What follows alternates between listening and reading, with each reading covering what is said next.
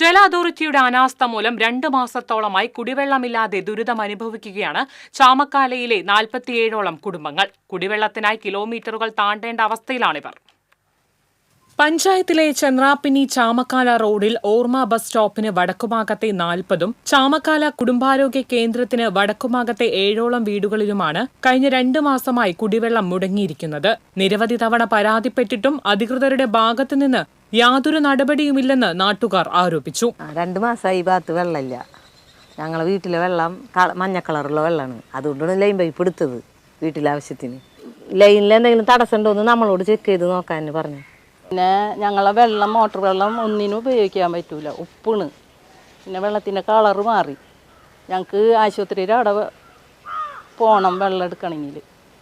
പഞ്ചായത്തിന്റെ കീഴിലുള്ള വാട്ടർ കിയോസ്കുകളിൽ നിന്നും ബന്ധുവീടുകളിൽ നിന്നും മറ്റുമാണ് പ്രദേശവാസികൾ കുടിവെള്ളം ശേഖരിക്കുന്നത്.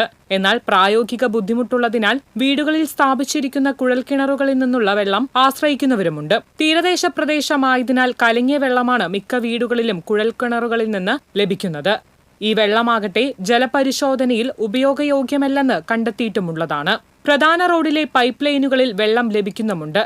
കോൺക്രീറ്റ് റോഡിനടിയിലൂടെ സ്ഥാപിച്ചിരിക്കുന്ന പൈപ്പ് ലൈനിന്റെ തകരാറാകാം കുടിവെള്ളം മുടങ്ങാൻ കാരണമെന്നാണ് ജല അതോറിറ്റിയുടെ നിഗമനം. തകരാർ എവിടെയാണെന്ന് കണ്ടെത്താനാണ് പരാതിയുമായി എത്തുമ്പോൾ അധികൃതർ ആവശ്യപ്പെടുന്നത്.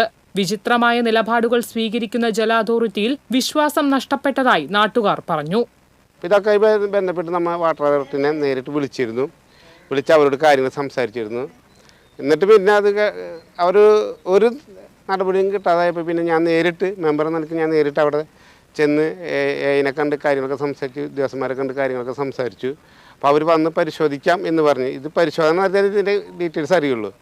എന്നിട്ട് ഇത് നീണ്ട് പോയിട്ട് അതിന് ശേഷം ഞാനും എൻ്റെ സഹപ്രവർത്തകർ ഇപ്പോൾ ഈ അടുത്ത ദിവസം ഞങ്ങൾ 4-5 പേര് ചെന്ന് നേരിട്ട് കാര്യങ്ങൾ സംസാരിച്ചിട്ട് അവർ വരാമെന്ന് പറഞ്ഞിട്ട് ഇതേവരെ അവരുടെ ഭാഗത്ത് നടപടി ഉണ്ടായിട്ടില്ല. അപ്പോൾ ഞാൻ ഇതുമായി ബന്ധപ്പെട്ടിട്ട് ഞങ്ങളിപ്പോൾ എന്താണെന്ന് വെച്ചാൽ നാളെ കളക്ടർക്ക് പരാതി കൊടുക്കാൻ പോകും. TCV news, Kaipamangalam.